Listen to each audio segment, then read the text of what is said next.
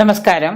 നമ്മുടെ സ്ത്രീകൾക്ക് ഇന്നുള്ള പൊതുവെയുള്ളൊരു പരാതിയാണ് ഭർത്താവിന് ഇഷ്ടമില്ല, ഭർത്താവിന് സ്നേഹക്കുറവ്, ഭർത്താവിന് ഒട്ടും തന്നെ താല്പര്യം തോന്നുന്നില്ല എന്ന്.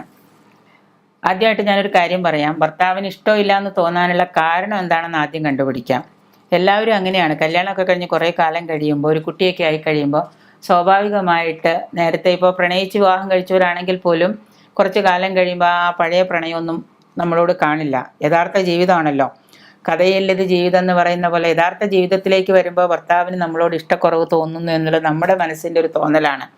കുടുംബമായി കഴിയുമ്പോൾ ഭർത്താവിന് ചിലപ്പോൾ വീട്ടിലെ ചിലവുകൾ താങ്ങാതെ വരുമ്പോൾ, സാമ്പത്തിക ബുദ്ധിമുട്ടുകൾ വരുമ്പോൾ, ഉദ്ദേശിച്ച തരത്തിലുള്ള കാര്യങ്ങൾ മുന്നോട്ട് കൊണ്ടുപോകാൻ പറ്റാതെ വരുമ്പോൾ ഒക്കെ ചിലപ്പോൾ ഭർത്താക്കന്മാർ ഇതാവും. പിന്നെ നമുക്ക് ജോലിയുണ്ട്, ഭാര്യയ്ക്കും കൂടെ ജോലി ഉണ്ടെങ്കിൽ രണ്ടുപേരും ജോലി തിരക്കിലൊക്കെ ആയി കഴിയുമ്പോൾ ചിലപ്പോൾ പഴയ പോലെ നമുക്ക് ആടിപ്പാടി പാട്ടുപാടി നടക്കാനൊന്നും പറ്റില്ല. ചിലവർ അതിൽ നിന്ന് വ്യത്യസ്തമായിട്ട് ജീവിതം ആസ്വദിക്കുന്നവരുണ്ട്. പ്രണയബദ്ധരായിട്ട് ജീവിതം ആസ്വദിച്ച് ജീവിതം മുന്നോട്ട് കൊണ്ടുപോകുന്ന ആളുകളുണ്ട്. അപ്പോൾ അങ്ങനെ സാധിക്കുന്നില്ല, ഭർത്താവിന് ഇഷ്ടമില്ല എന്ന് തോന്നുന്നവരുണ്ടെങ്കിൽ നമ്മൾ ചെയ്യേണ്ട കാര്യങ്ങൾ പലതാണ്. ആദ്യം തന്നെ എന്തുകൊണ്ടാണ് ഭർത്താവിന് ഇഷ്ടമില്ലാത്തത്, അല്ലെങ്കിൽ ഭർത്താവ് തന്നോട് ഇഷ്ടപ്പെടാത്തത് എന്തുകൊണ്ടാണ്? തൻ്റെ പ്രവൃത്തിയിലാണോ, സംസാരത്തിലാണോ, തൻ്റെ വസ്ത്രദാനത്തിലാണോ, താൻ അദ്ദേഹത്തിനോട് പെരുമാറുന്ന രീതിയിലാണോ, എപ്പോഴും കുറ്റപ്പെടുത്തുന്ന ഒരു ഭാര്യയാണോ താൻ? സ്വന്തമായിട്ടൊരു വിശകലനം നമ്മൾ നടത്താം. എന്നിട്ട് വിശകലനം നടത്തിയിട്ട് എപ്പോഴും നമ്മൾ ഭർത്താവിനേക്കാൾ ഒരു പടി മേലേക്ക് കടന്ന് ചിന്തിക്കുക. ഇപ്പം എപ്പോഴും ഭർത്താവിൻ്റെ പ്രവൃത്തികളെ കുറ്റപ്പെടുത്തുന്ന ഒരു സ്ത്രീയാണ് നമ്മൾ എങ്കിൽ ഭർത്താവ് സ്വാഭാവികമായിട്ടും നമ്മളോട് ചിലപ്പോൾ ദേഷ്യം കാണിക്കും. നമ്മൾ എന്ത് ചെയ്യുക? അങ്ങേരെ പ്രവൃത്തികളെ ഒന്നും കുറ്റപ്പെടുത്താതെ ആ ഗുണഗണങ്ങളെ മാത്രം നമ്മൾ വർണ്ണിക്കാൻ തുടങ്ങാം. ഗുണഗണങ്ങളെ വർണ്ണിച്ചുകൊണ്ട് എൻ്റെ ഭർത്താവാണ് ഏറ്റവും വലുതെന്നുള്ള രീതിയിൽ അദ്ദേഹത്തിനോട് പെരുമാറുകയും പ്രവർത്തിക്കുകയും സംസാരിക്കുകയും ചെയ്യാൻ നോക്കാം. തീർച്ചയായിട്ടും ആ ഒരു പോർഷൻ അവിടെ കഴിഞ്ഞു. പിന്നെ നമ്മുടെ വേഷവിധാനങ്ങൾ. എനിക്ക് അറിയാവുന്ന ഒരു ഫാമിലി ഒരു കൗൺസിലിങ്ങിന് വന്നപ്പോൾ അവരെന്നോട് പറഞ്ഞിട്ടുള്ളൊരു കാര്യം എന്ന് വെച്ച് കഴിഞ്ഞാൽ, സിമ്പിളാണ്. നമുക്ക് തന്നെ അത് കേൾക്കുമ്പോൾ ചിലപ്പോൾ ഒരു അരോചകത്വം തോന്നുമായിരിക്കാം. എങ്കിലും എല്ലാ ദിവസവും ഇവർ ഈ വൈഫ് പകല് വീട്ടിൽ ജോലി ചെയ്ത്, ഭർത്താവ് രാവിലെ, കുട്ടികളും രാവിലെ ജോലിക്ക് പോകും, കുട്ടികൾ പഠിക്കാൻ പോകും, ഭർത്താവ് ജോലിക്ക് പോകും, അമ്മ വീട്ടമ്മയാണ്. അപ്പോൾ ഇവർ രാവിലെ മുതൽ വൈകുന്നേരം വരെ വീട്ടിലെ ജോലികളൊക്കെ ചെയ്ത് ഉച്ച സമയത്ത് ഒക്കെ ചിലപ്പോൾ കുളിക്കും, ചിലപ്പോൾ കുളിക്കില്ല. ഇങ്ങനെ ഒരു വല്ലാത്തൊരു വൃത്തി കുറവാണ് സ്വതവേ. അപ്പോൾ ഭർത്താവ് രാത്രി ജോലിയൊക്കെ കഴിഞ്ഞ് വൈകിട്ട് വന്നു കഴിഞ്ഞ് രാത്രി ഇവർ പണിയെല്ലാം കഴിഞ്ഞ് കിടക്കാൻ പോകുന്ന സമയത്ത് വേർത്ത് ക്ഷീണിച്ച് അവശതയായി, ചീത്ത വസ്ത്രം വീട്ടിലിട്ട നൈറ്റിയൊക്കെ കൊണ്ട് തന്നെ വളരെ ക്ഷീണിച്ച് അവശതയായി ഭർത്താവിനടുത്തേക്ക് കിടക്കാൻ ചെല്ലുന്നു. ഭർത്താവ് രാവിലെയും കുളിച്ചു, വൈകുന്നേരവും കുളിച്ചു, ജോലി കഴിഞ്ഞ് വന്നപ്പോഴും കുളിച്ചു. അങ്ങനെ ചെന്ന സമയത്ത് ഈ വിയർപ്പിൻ്റെ നാറ്റവും ചീഞ്ഞളിഞ്ഞ വസ്ത്രവും മീൻ നന്നാക്കിയ സ്മെല്ലും ഇതെല്ലാം കൂടെ കിടക്കാൻ ചെന്ന് കഴിഞ്ഞപ്പോൾ വല്ലാത്തൊരു അരോചകം പിടിച്ചൊരു സ്മെല്ല്. ഭർത്താവ് ആദ്യത്തെ ദിവസം രണ്ടാമത്തെ ദിവസമൊക്കെ തൻ്റെ ഭാര്യയോട് പറഞ്ഞു, ഇങ്ങനെയല്ല പോയി കുളിച്ചിട്ട് വാന്ന് പറഞ്ഞു, അല്ലെങ്കിൽ മേല് കഴുകിയിട്ട് വാന്ന് പറഞ്ഞു. അപ്പോൾ ഭാര്യ പറഞ്ഞു, ഇനി ഈ നൈറ്റിയൊക്കെ മാറ്റി കഴിഞ്ഞാൽ ഇനി ഇതൊന്ന് തിരുമ്മി ഇട്ട് കഴിഞ്ഞാൽ നാളെ വേറെ ഇടാനില്ല, അല്ലെങ്കിൽ അത് ഇനി പിന്നെ മാറ്റേണ്ട, ഇത് മതി, കുളിക്കാനൊന്നും മതി, ഈ രാത്രിയൊന്നും കുളിക്കാൻ പറ്റില്ല എന്ന് പറഞ്ഞു. അങ്ങനെ ഒരു ഇതായി. അങ്ങനെ കുറേശ്ശെ ഭർത്താവ് പറയുമ്പോൾ ഇവർക്കിതൊരു ബുദ്ധിമുട്ടായി, ഇവരത് അനുസരിക്കാതെയായി. അങ്ങനെ സ്വാഭാവികമായിട്ട് രണ്ടുപേരും രണ്ട് ധ്രുവങ്ങളിലേക്ക്, കാരണം ഒരിക്കലും ഭർത്താവ് പറയുന്ന തരത്തിൽ ഇവരെ ഉൾക്കൊള്ളാൻ പറ്റുന്നില്ല എന്ന് വന്നു. ഇവർക്കാണെങ്കിൽ ഇതൊന്നും പ്രശ്നമല്ല, എന്തുകൊണ്ട് തന്നെ ഭർത്താവ് സ്നേഹിക്കുന്നില്ല എന്നായി. അതാണ് ഞാൻ പറഞ്ഞത്, നമ്മൾ ആദ്യം നമ്മളുടെ കുറവുകൾ എന്താണ് എന്ന് തിരിച്ചുമാവാം. ചില ഭർത്താക്കന്മാർ, ഇങ്ങനെ വരുന്ന ഭർത്താക്കന്മാരും ഉണ്ട്. അപ്പോൾ സ്ത്രീക്ക് അവിടെ പ്രശ്നങ്ങളുണ്ടാവാം. വ്യക്തിത്വങ്ങൾ അങ്ങനെയാണ്, നമുക്ക് അളക്കാൻ പറ്റാത്തതാണ് ഓരോരോ വ്യക്തിത്വങ്ങൾ. ആ വ്യക്തിത്വങ്ങളെ നമ്മൾ ആദ്യം പഠിക്കണം. തനിക്ക് ഭാര്യയായിട്ട് വരുന്ന വ്യക്തി എങ്ങനെയാണ്, തൻ്റെ ഭർത്താവായിട്ട് വരുന്ന വ്യക്തി എങ്ങനെയാണ്, ഇവരുടെ വ്യക്തിത്വങ്ങളെ പഠിച്ചിട്ട് ആ വ്യക്തിത്വങ്ങൾക്കനുസരിച്ച് നമ്മൾ ജീവിക്കാൻ പഠിക്കുമ്പോഴാണ് നമ്മുടെ ലൈഫിൽ ഭയങ്കര ഉയർച്ചയും വിജയവും ഒക്കെ ഉണ്ടാവുക. അത് പഠിക്കാൻ പറ്റുന്നില്ലെങ്കിൽ നമ്മൾ ഏതെങ്കിലും ഒരു ആളുടെ ഉപദേശം, ഏതെങ്കിലും കൗൺസിലറുടെയോ അല്ലെങ്കിൽ ഏതെങ്കിലും ഡോക്ടറുടെയോ അല്ലെങ്കിൽ ഏതെങ്കിലും മുതിർന്നവരുടെയൊക്കെ ഒരു ഉപദേശം നമ്മൾ എടുക്കേണ്ടതായിട്ട് വരും. വൈകുന്നേരം മീൻ കൊണ്ടുവന്ന് മീനൊക്കെ നന്നാക്കി ആ മീനിൻ്റെ വെള്ളമൊക്കെ മേലൊക്കെ വീണ് അതോടുകൂടി കിടക്കാൻ ചെല്ലുമ്പോൾ ഒന്ന് ആലോചിച്ച് നോക്കുക, എത്രത്തോളം അരോചകത്വമായിരിക്കും നമ്മൾ ആ ഒരു ബെഡ്റൂമിൽ നമുക്ക് ഫീൽ ചെയ്യുക. സ്വാഭാവികമായിട്ട് നമുക്കവിടെ വിരക്തി ഉണ്ടാവാം. അപ്പോൾ അതിനെ നമ്മളായിട്ട് എന്ത് ചെയ്യണം? അതിനെ കവർ ചെയ്യണം. തിരിച്ച് ഭർത്താവ് അങ്ങനെയും ഭാര്യ ഇങ്ങനെയാണ്. അപ്പോൾ ആ ഒരു തരത്തിൽ ഇഷ്ടക്കുറവുകൾ പല കാര്യത്തിൽ വരുമ്പോൾ ആ ഇഷ്ടക്കുറവുകൾ എന്തുകൊണ്ടാണ് വന്നിട്ടുള്ളത് എന്ന് നമ്മൾ ആദ്യം പഠിക്കാം. എന്നിട്ട് ഇതെല്ലാം ഓക്കെ ആണ് എന്ന് വന്നു കഴിഞ്ഞാൽ, അയാളുടെ സ്വഭാവം അങ്ങനെയാണ് എന്ന് വന്നാൽ, ആദ്യം നമ്മൾ ഭർതൃസ്നേഹം ലഭിക്കാനായിട്ട് നമുക്കൊരു തന്ത്രം ഉപയോഗിക്കാം. ഒരു മന്ത്രം ഞാൻ പറഞ്ഞു തരാം. അത് നമ്മൾ ആദ്യം ചെയ്യേണ്ടതെന്ന് വെച്ച് കഴിഞ്ഞാൽ, നമ്മുടെ വീട്ടിൽ ഭദ്രകാളിയുടെ ചെറിയ ഫോട്ടോയോ ദുർഗയുടെ ചെറിയ ഫോട്ടോയോ എന്തെങ്കിലും ഉണ്ടെങ്കിൽ അത് കിഴക്കോട്ട് തിരിച്ചു വെച്ചപ്പോൾ എല്ലാ ദിവസവും രാവിലെ ഭർത്താവ് ജോലിക്ക് പോയി കഴിയുമ്പോൾ നമ്മൾ കുളിച്ച് വൃത്തിയായി വന്നിട്ട് ദുർഗയുടെയോ ഭഗവതിയുടെയോ ചെറിയൊരു ഫോട്ടോ ഒക്കെ എടുത്ത് നമ്മൾ എന്ത് ചെയ്യുക, അതിന് മുമ്പിൽ ഒരു കിഴക്കോട്ട് തിരിച്ചു വെക്കണം. നിങ്ങളുടെ വീടിൻ്റെ കിഴക്ക് വശം എവിടെയാണോ, ഇനിയിപ്പോൾ കിഴക്കും പടിഞ്ഞാറും അറിയില്ലെങ്കിൽ ആരോടെങ്കിലും ചോദിച്ച് മനസ്സിലാക്കുക എൻ്റെ വീട് എങ്ങോട്ടേക്കാണ് തിരിഞ്ഞിരിക്കുന്നതെന്ന്.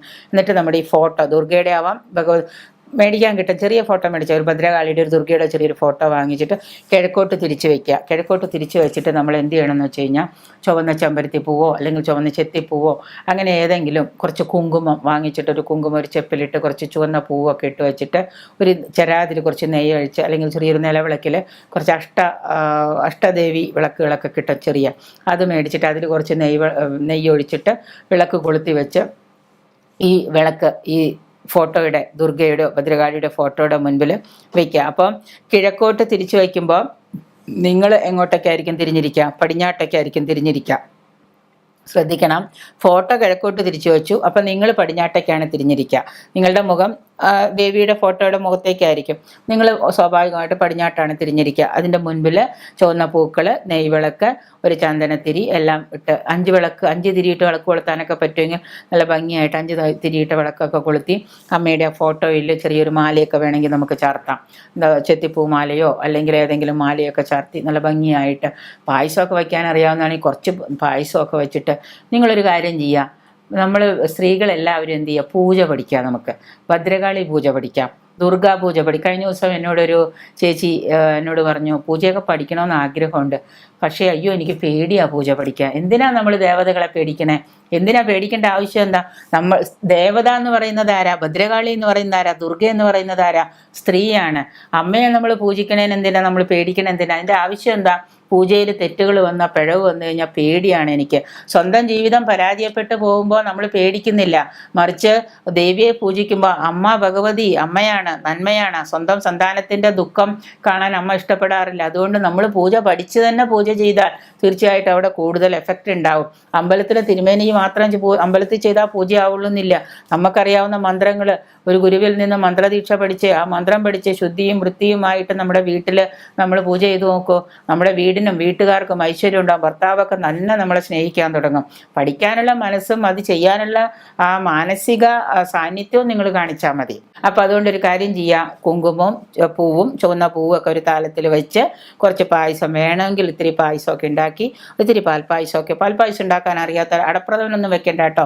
കുറച്ച് ഉണക്കലരി എന്തെങ്കിലും ഇട്ടിട്ട് ഇത്തിരി പായസമൊക്കെ വെച്ച് പാൽപ്പായസമൊക്കെ വെച്ച് അതൊക്കെ അവിടെ വെച്ച് വളരെ വൃത്തിയായിട്ട് നിങ്ങൾ ഒരു മാറ്റൊക്കെ വിരിച്ച് താഴെ ഇരുന്ന് അമ്മയുടെ ഫോട്ടോയിൽ മുൻപിലൊരു മാലയൊക്കെ ചാർത്തി നിങ്ങൾ എന്ത് ചെയ്യുക, ഞാൻ ഈ പറഞ്ഞു തരുന്ന മന്ത്രം നിങ്ങൾ 108 ഉരു ജപിക്കുക. അവിടെ ഇരുന്ന് കണ്ണടച്ച് വളരെ ശക്തമായിട്ട് ഈ മന്ത്രം അങ്ങോട്ട് ജപിക്കുക.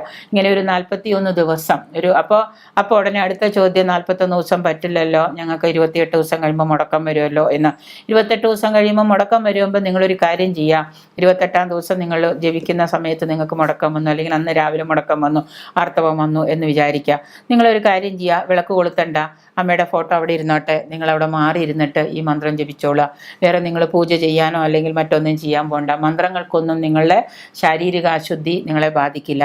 അപ്പോൾ നിങ്ങൾ അവിടെ ചെയ്യുക, മാറി ഇരുന്നിട്ട് ഒരു ഷീറ്റ് വിരിച്ച് അവിടെ മാറി ഇരുന്നുകൊണ്ട് കുളിച്ച് വൃത്തിയായി വന്നുകൊണ്ട് ഈ മന്ത്രം നിങ്ങൾ ജപിക്കുക. മന്ത്രം പറഞ്ഞു തരുന്ന സ്ഥലത്ത് ആമുഖം എന്ന ഒരു ചെറിയ ഇത് പറയുന്നുണ്ട്. അവിടെ നിങ്ങൾ ഉദ്ദേശിക്കുന്ന ഭർത്താവിൻ്റെ പേര് ചേർക്കുക. മന്ത്രം ശ്രദ്ധിച്ച് കേട്ടോളൂ. 108 ഉരുവാണ് മന്ത്രം ജപിക്കേണ്ടത്. 41 ദിവസമാണ്. ആർത്തവ സമയത്ത് നിങ്ങൾ വിളക്ക് കൊളുത്തണ്ട എന്നേ ഉള്ളൂ. അതിന് വേണമെങ്കിൽ നിങ്ങളൊരു കാര്യം ചെയ്തോളാം, വല്ല ഉപയോഗിക്കുക. നമ്മൾ ഈ ആർത്തവ സമയത്ത് ഉള്ള ചെരാതുണ്ടല്ലോ, വല്ല ചെരാതം എന്തെങ്കിലും വെച്ചിട്ട് ആർത്തവമാകുമ്പോൾ മാത്രം ഉപയോഗിക്കാനായിട്ട്, നിലവിളക്കുകളൊന്നും നിങ്ങൾ തൊടണ്ട. ആർത്തവമാകുമ്പോൾ മാത്രം കത്തിക്കാനായിട്ട് വല്ല നമ്മുടെ ഇന്ന് മാർക്കറ്റിൽ നിന്നൊക്കെ വാങ്ങിക്കാൻ കിട്ടുന്ന ചെരാതുണ്ട്, കുറച്ച് വലിയ ചെരാത് കിട്ടും, മൺചെരാതിനൊന്നും അശുദ്ധിയില്ല. അപ്പോൾ അതിൽ നിങ്ങൾ വേണമെങ്കിൽ വിളക്ക്, പൂജാമുറി ഇതൊന്നും തൊടാതെ ആ ആർത്തവ സമയത്ത് ഈ ചെരാതിൽ വേറെ കുറച്ച് തുണി ഏതെങ്കിലും തിരിയിട്ടിട്ട് കുറച്ച് എണ്ണയോ നെയ്യോ മാറ്റി ഒഴിച്ചിട്ട്, ഇതൊന്നും പുതിയതൊന്നും തൊടരുത്, പഴയത് മാറ്റമിട്ട് തൊഴിച്ചിട്ട് വിളക്ക് മാറ്റി കൊളുത്തി വെച്ചിട്ട് നമുക്ക് അവിടെ ഇരുന്ന് ശബ്ദമില്ലാതെ നമുക്ക് മന്ത്രം ജപിക്കാം. ഈ 4 ദിവസവും കുളിച്ച് വൃത്തിയായി ശുദ്ധമായി വന്നിട്ട് നമ്മൾ മാറിയിരുന്ന ഈ ഫോട്ടോയും തൊടണ്ട, അതിൽ മാലയൊന്നും ഇടണ്ട, നിങ്ങൾ അവിടെ മാറിയിരുന്നിട്ട് 4 ദിവസം നമുക്ക് ജപിക്കാം. 7 ദിവസമാണെങ്കിൽ 7 ദിവസം ജപിക്കാം. നമ്മളിപ്പോൾ ആഞ്ജനേയൻ്റെ വ്രതമൊക്കെ നമ്മൾ 41 ദിവസമൊക്കെ ആഞ്ജനേയ വ്രതമൊക്കെ എടുക്കുന്നുണ്ട്. ആഞ്ജനേയൻ പറയുന്നത് ബ്രഹ്മചര്യമാണ് എന്ന് വിചാരിച്ച് സ്ത്രീകൾ ആ വ്രതം എടുക്കുന്ന സമയത്ത് 7 ദിവസം 4 ദിവസം 5 ദിവസമൊക്കെ ആർത്തവം ഉണ്ടെന്ന് വിചാരിച്ചിട്ട് അന്നേ ദിവസം നമ്മുടെ വ്രതം മുടങ്ങുന്നൊന്നുമില്ല. വ്രതം അങ്ങനെ കണ്ടിന്യൂ ചെയ്തു പോകും. മന്ത്രങ്ങൾ ചിലപ്പോൾ ഉറക്കം ജപിക്കില്ല, ക്ഷേത്രത്തിൽ പോവില്ല എന്നേ ഉള്ളൂ. മന്ത്രങ്ങൾ നമുക്ക് എപ്പോഴും ചുണ്ടുകൾ അനങ്ങാതെ ഉറക്കത്തിലല്ലാതെ പതുക്കെ നമുക്ക് ജപിക്കാം. മന്ത്രം ഏത് സമയത്തും എപ്പോഴും നമുക്ക് ജപിക്കുന്നതിന് ദൈവങ്ങൾ നമ്മളെ ശിക്ഷിക്കുകയൊന്നുമില്ല. അപ്പം അതുകൊണ്ട് നിങ്ങൾ ചെയ്യേണ്ടത് ഇത്രയേ ഉള്ളൂ. ഇങ്ങനെയൊക്കെ ചെയ്യുക, മന്ത്രം ജപിക്കുക, മന്ത്രം കേട്ടോളാം. ഓം നമോ ദേവ ഭഗവതേ ത്രിലോചന ത്രിപുര. ഭർത്താവിൻ്റെ പേര് ചേർക്കുക. നിങ്ങളുടെ ഭർത്താവ് ആരാണോ അയാളുടെ പേര് ചേർക്കാം. മേ വശം കുരു സ്വഹ.